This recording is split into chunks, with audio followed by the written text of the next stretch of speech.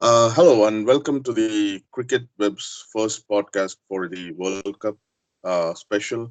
This is Ganesh and I got Marco with me to discuss about how the World Cup has progressed so far, what has been some of the interesting matches, what the next couple of weeks hold from the World Cup, and how rain has played havoc on some of the schedules that um, we thought should have been a better organized scenario from ICC.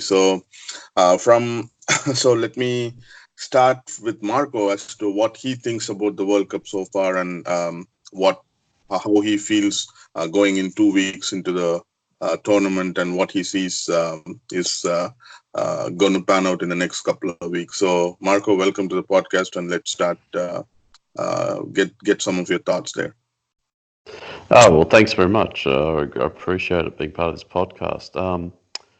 I I'm I'm quite positive about this book. I've actually really enjoyed it when I've had the chance to see. I actually think this format, which was much maligned, I think works very well.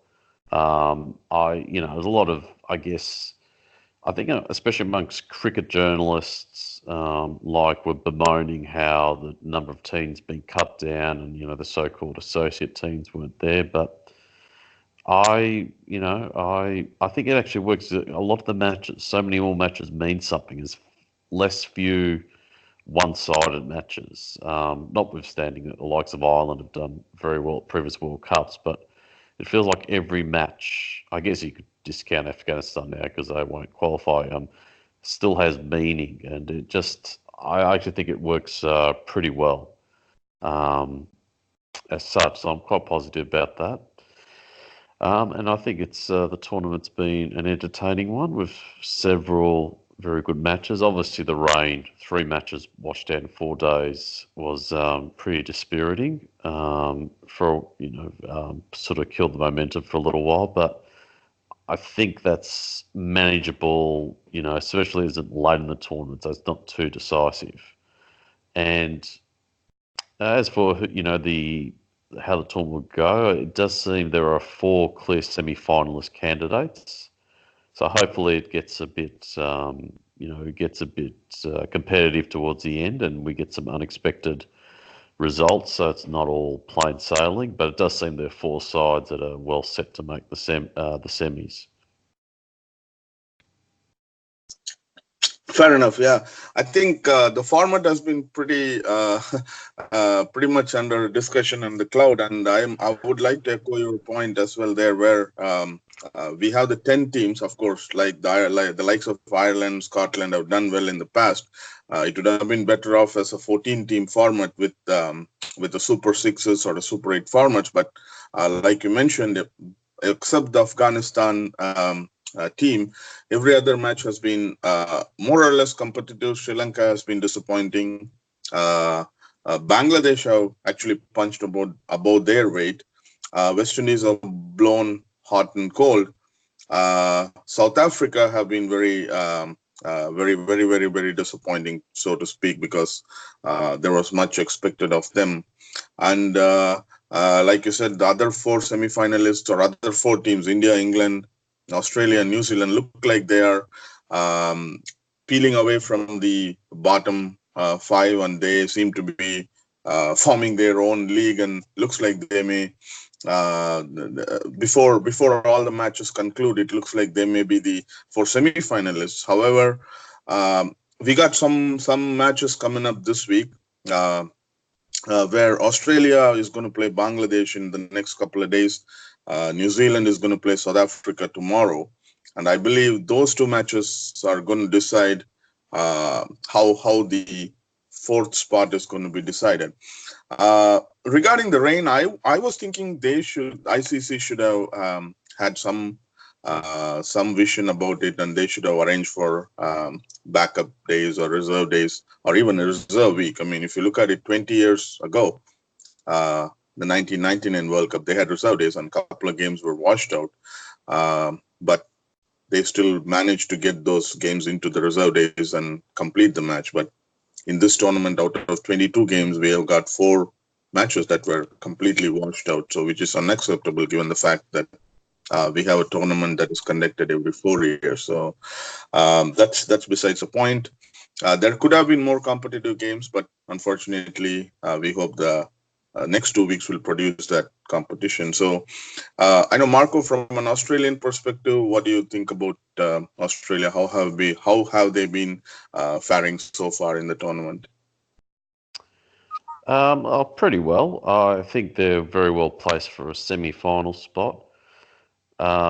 They had a pretty bad 12 to 18 month period of one-day cricket when it sort of things turned when England toured 18 months ago, and they beat them very easily in the one days in Australia, and that Australia very rarely get beaten as convincingly as that.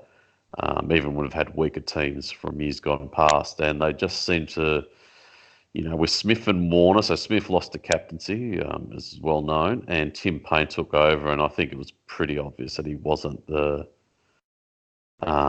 really up to it as a batsman, really. Not so much as a captain, but he just wasn't a quick enough batsman. And so when Australia was a bit of flux, I sort of went with Aaron Finch, who actually was in pretty. He obviously he's been probably one of the stars of the tournament, and I think he's quite a good captain from what I've seen, and he's gotten some praise on the tactical front, and so that look, it's almost seems Australia have stumbled into the right leadership. Played Yeah, much one day cricket rest. yeah, fair enough, fair enough. I think There, Australia have. I'd place England and India ahead of them. Yeah, go ahead, Marco. Sorry. Yeah, so I'm just saying I'd place England and India ahead of them at this stage, but they can't be discounted, that's for sure. Yeah, but I mean, Australia have been performing pretty well. I mean, they had two matches that were pretty close, Pakistan and West Indies. I sincerely believe the West Indies match should have ended in West Indies' favor, but um, West Indies didn't think through the whole picture and somehow conspired to lose that match. And if that match had gone the other way, then we would have had actually two spots opening up. But right now, it looks like Australia are peeling away. But having said that, Australia have a crucial match against Bangladesh coming up.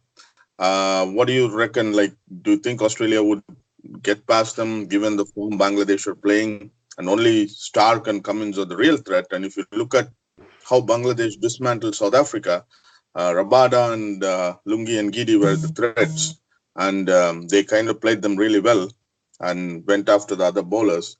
Same situation here, albeit Australia have a far better batting lineup than South Africa. So I still rate Australia as favorites, but as an Australian fan, uh, do you have jitters there, or are you pretty comfortable that Australia would get past Bangladesh here? So Yeah, it's a tough one. I mean, I don't recall they haven't played many one days. I mean, they haven't played much cricket at all against each other in recent times. Actually, I'm pretty sure at the last World Cup they were due to play a match, but it got washed out.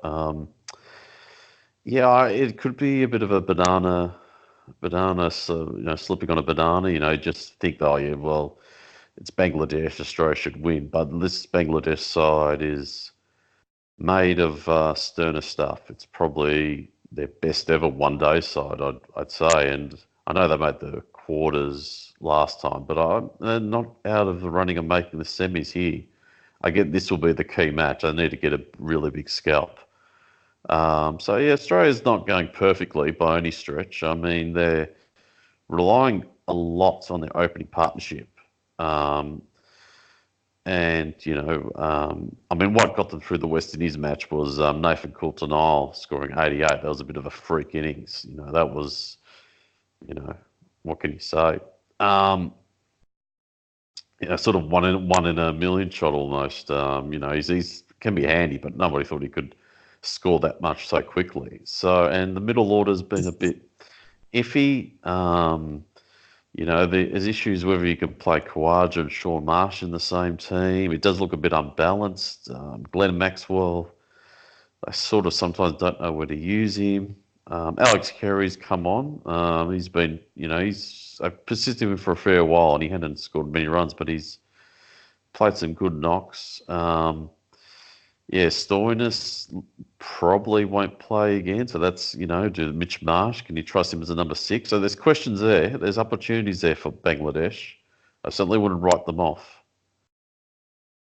Oh yeah, that's what I'm thinking too. And Australia still have a couple more tough matches against New Zealand and England. So it's not all rosy for Australia going forward. But I think the Bangladesh match should pretty much seal, if Australia get past Bangladesh, which is what is expected of them.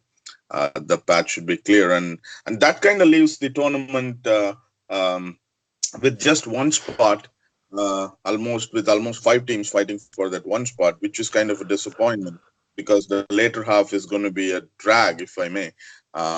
Hopefully, that's not the case, but realistically, after these two matches, it's going to be kind of a drag. And India and England have been pretty clinical, apart from England slipping up against Pakistan and India. I don't know. India have been very, very, very methodical in their approach. They're not going after 370 runs. I mean, they're content with 330, and they got a plan. I mean, they got a real good plan of how they're going to execute, whether they're chasing or setting. And India reminds me of the Australian teams of the 2003, 2007 campaigns. Albeit, I mean, that was that was the greatest Australian teams ever to have played the game. But India are closely getting there. But what are your thoughts on the other favorites, India and England, so to speak? So Yeah, I think I commented on the message, but I mean, I was so impressed with India's batting performance against Australia because they scored 350 and it was actually fairly low risk. They even in the final 10 overs, like actually Virat Kohli was not really being that aggressive. He was just getting most. I'm just happy to get singles and let Pandya, the other, Dhoni and such. The other Indian batsman to tee off, Rohit and Sharma, it actually. So what was that? Rohit Sharma and Pandya and likes of Dhoni and them, So Yeah, yeah, yeah. But especially that last 10 overs, because I think they got at least a boundary or more in each of the last 10 overs. It was like it was really planned out. I mean, that's what impressed me. They just, they weren't really that aggressive in a funny sort of way. You see their 350, you think they smashed it everywhere, but they were pretty patient. It was just they knew what to do. And it was Australia's pretty good attack. One of the better attacks out there, but they handled them very well. And they're that just made me think, gee, I think they can handle England in a final if I met them, or Australia if I met them again. They just seem to have a real purpose about them, and they're a big chance. yeah, They're I my like. pick at the moment. Yeah, I like how you said India got to 350 with such low risk, and if they were going to take high risk, I don't know how much they will end up with. I mean, for the first time, I'm as an Indian cricket fan, I'm having confidence in them. I'm not being like a nationalist, jingoistic fan, but like this is a real balanced quality team. Although their middle order has not been tested yet, uh, which would be interesting if there's a situation that comes up in the deep down the tournament where India lose like Kohli, Rohit Sharma, and Shikhar Dhawan for maybe like if I would like to see how India respond if they end up being 50 for 3 in 12, 13 overs and how they're able to put up a competitive total. So that's going to be another key factor. From an England perspective, England have adopted a plan which is to go big, like set 360 or 350 odd, which they've been doing consistently for the past 18 months, and defend the target. And the English bowling is not as good as India. I don't think they're not even as good as Australia for that matter, except their X Factor man Jofra Archer. So I think he was the missing piece in the puzzle, and they do look good. I mean, and the Australia England match would be very interesting to watch. because I want to see how the Australian batsmen tackle them. And the same way, the India England match would be pretty interesting to watch as well. So that is the kind of disappointment I have. Most likely, the Australia England and the India England match are going to be inconsequential in the sense, most likely, all the three teams would have qualified for the semi-finals by then. Uh, uh, and touching on the other team that promised a lot when the campaign started, West Indies, and now have tapered off and facing elimination. Mathematically, there's a chance for them to qualify for the semifinals, but I don't think they got it in them to get there. So, what do you reckon? What do you reckon, or how do you reckon West Indies performed so far, and how do you see their chances? Yeah, I was commenting this on the message board today. I'm really, I think look, to be honest, I think they performed above expectations because they haven't been a good one day side for as long as I can remember. I mean, you take away, I guess you have to go back to when they won the Champions Trophy in 2004 and made the final in 2006. But since then, they've barely won a series away from home, I'd say, in one day against anybody. I mean, I think they're over. It happens every time. They are incredibly overhyped because I think people think they're just going to play how they're playing T20s is how they're going to play in one day, but it just doesn't work like that. It's just different format, and that's they think Pollard or Russell or got Chris Gale and got a Dwayne Bravo, all these exciting all rounders, but they just don't produce. I mean, you just have to look at their records. So really, I think considering they're very lucky to make the World Cup. They've probably performed above expectations. To be honest, you just saw it. I think they put all their chips in the basket of bouncing sides out, and that worked obviously very well in the first game. Almost worked well against Australia, but once people adjusted, they've fallen away pretty quickly. Yeah, that's what happened yesterday. Their attack was one-dimensional, and they tried to bounce Shakib out, and he responded pretty well by playing the cut shot repeatedly or the hook shot, and they didn't have a variety in their attack, and they came undone. So that's a fair point, and that clearly shows that you cannot go deep into the tournament with a one-dimensional bowling attack, or even for that matter, one-dimensional batting attack, where you go all out with trying to hit sixes every ball, not trying to rotate the singles or milk the scoreboard, as as cliched as it may sound. But that's what India has been doing, and pretty much Australia has been doing through, because Steve Smith has been their glue, and everybody else scores around them. Same scenario. Virat Kohli has been the glue, and everybody else scores around him. And for England, everybody is a hitter, but if you look at it, still Johnny Bairstow, Joe Root has been pretty much the glue that holds them together. So all these top teams have a strategy. Uh, that was a good assessment of the West Indies. I mean, sir, they were lucky to be in the World Cup, and they tried to bounce everybody out, and now they're getting bounced out themselves. And coming to New Zealand, who is another genuine contender for the semi-final spot, personally felt they have always been thereabouts. They have had three soft games, so to speak. Although the Bangladesh game was a little bit tighter, New Zealand made it tight than it should have looked. But they have beaten Afghanistan and they've beaten Sri Lanka. But they got some tough games down the road, Yeah, but actually, starting with. I must admit. Oh, Go ahead, Marco. Yeah.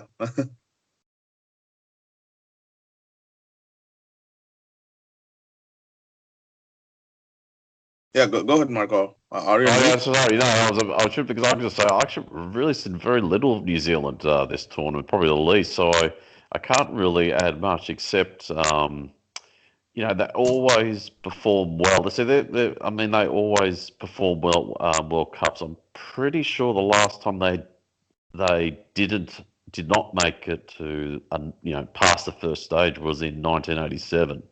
I mean, they always go pretty deep in the tournament. Usually the semi-final range or thereabouts. Of course, they made the final last time, so they just have a good. It's like I guess you'd say the opposite of West Indies in a way. Like West Indies, talk what can they do in a World Cup? They've got so much talent, whereas New Zealand, even though they're usually always a good one-day side, especially at home, they very rarely lose series at home. But I think people tend to forget about them, but they're usually one of the three or four best teams in it. And that's looking, albeit they've had a fairly easy run so far, but they're looking likely to repeat that. Yeah, that's what I felt too. I mean, New Zealand have always been there in the semifinals, but they failed to cross the final hurdle like they did last time. Of course, they had played their game of their lifetimes against South Africa in the semifinals, and it was going to be tough to overcome that and beat Australia at the MCG. This time, I still think New Zealand would make the semifinals, but it depends on how they are going to play against some of the more challenging opponents. The India washout was pretty disappointing. New Zealand were lucky, in my opinion. I thought India were a little bit better than them, although New Zealand had beaten them in the warm up. And New Zealand got beaten by West Indies in the warm up, surprisingly. West Indies put up a total of around 421. So that would have been interesting to see how New Zealand fared against India in the league phase of the World Cup. Unfortunately, it was rained out. And then now they're going to play South Africa, which is going to be the next test for them. And South Africa have been very disappointing, to speak. They have had issues on the field, off the field, controversies, which really, really should not be happening on the eve of the World Cup during the tournament. And that was kind of a distraction for them. Despite all that, they still managed to lose two games against teams that they were expected to lose, which is perfectly fine. And the only anomaly was them losing to Bangladesh, which Bangladesh have been performing pretty well of late, but still South Africa were not expected to lose to Bangladesh, and that may come back to bite them for a spot in the semifinals, especially given the fact that they are playing some games this week.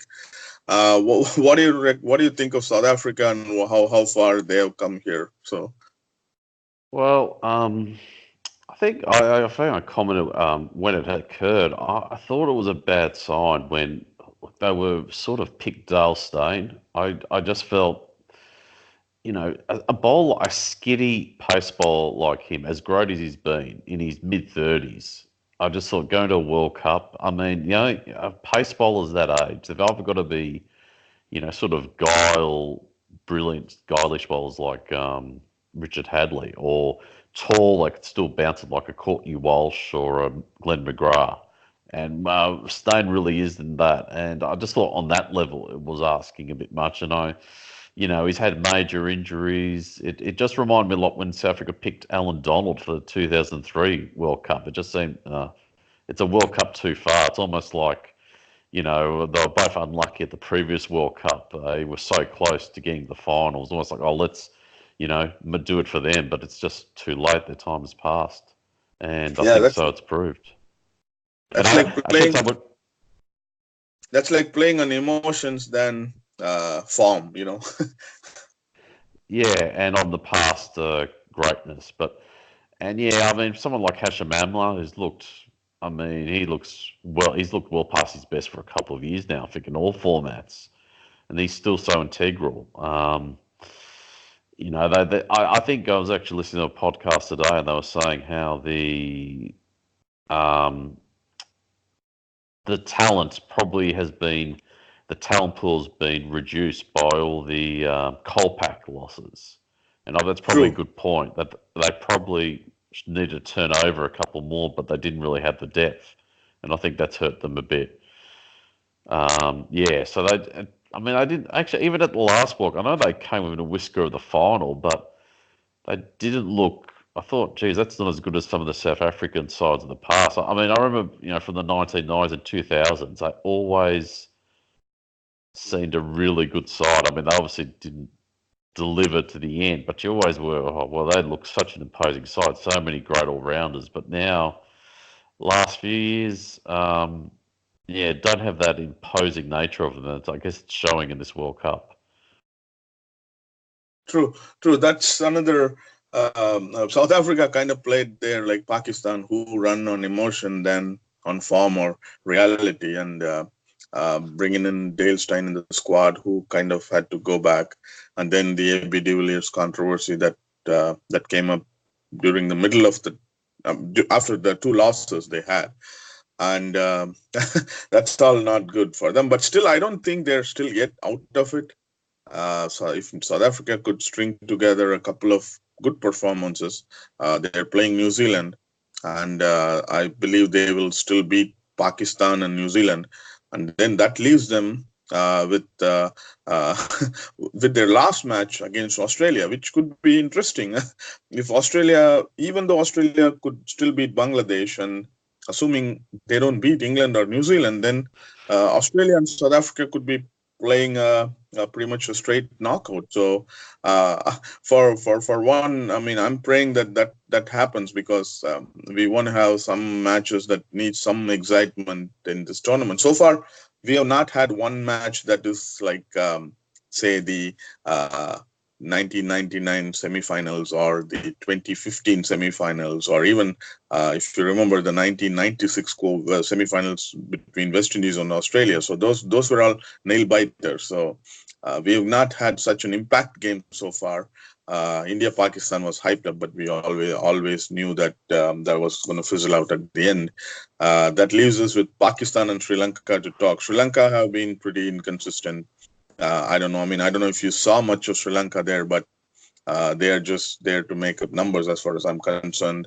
I thought they put up a good fight against Australia, or at least they started off, and then their chase fizzled out, which was disappointing to say. And Pakistan did the same thing, played well, did well to restrict Australia to 300 odd, and again fizzled out. So thoughts on those two teams, and see where they stack up right now. Yeah, with Pakistan, they pushed Australia pretty hard. I mean, it's about 6 overs to go when they had Wahab Riaz and Sarfraz together. I mean, they were almost 50-50, but the one thing Australia had was Mitchell Stark. I mean, he Right. was a difference in the end. But I mean, it was a classic Pakistan performance. At times they were excellent, but their first 35 overs with the ball in the field was terrible. I probably didn't deserve to win that because they just too sloppy by half. And yeah, I mean, they had a great win against England, but they probably need to win that Australian match, and I think they're done now. I mean, they're just too, as all the old Pakistan cliches, erratic. Their fielding lets them down. Sort of they can be brilliant, or they can just lose it with the ball. Everything came undone, so to When speak. he's not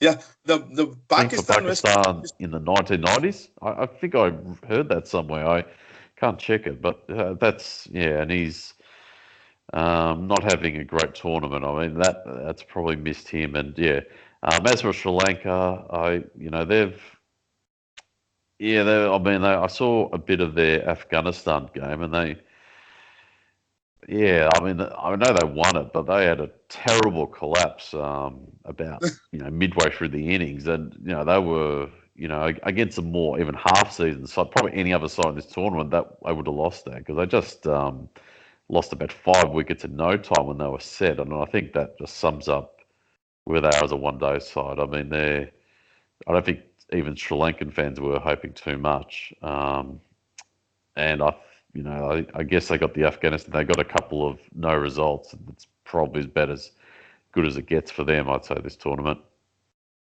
I Yeah, mean, the they've still got the Malinga. I just, again, I mean, look, Malinga, he's been a champion bowler for Sri Lanka in the shorter formats, but we're talking about somebody, he's 2007 when he took 4 wickets I think, in 4 balls, I think, a double hat trick. But that's a long time ago now. And while he puts in the effort and it's if we're relying on him to lead the attack now, I mean, it's a big ask. I mean, he's seen better days. yeah, exactly. And Sri Lanka and Pakistan were Sri Lanka, Pakistan, and West Indies. One of those matches should have gone in the against Australia should have gone in the other team's favor, which would have made the tables look interesting. But hey, everybody had a chance and they blew it off. And uh, lo and behold, everybody was going after Mitchell Stark, which I found it bizarre. I mean, you got the best bowler coming in, you know why they brought him back, and you guys were gifting them wickets. So you deserve to lose the match. That's what exactly happened in all the cases. So um, that's a good that's a good way to end the podcast for now. We will come back with one of them maybe after one of the Australia games, or I'm thinking maybe after the Australia Bangladesh game would be a good time to do it. So thanks, Marco, for joining, and we'll probably have somebody else with us too in the next cast. So until next time, thank you. No, it's been a pleasure. All right.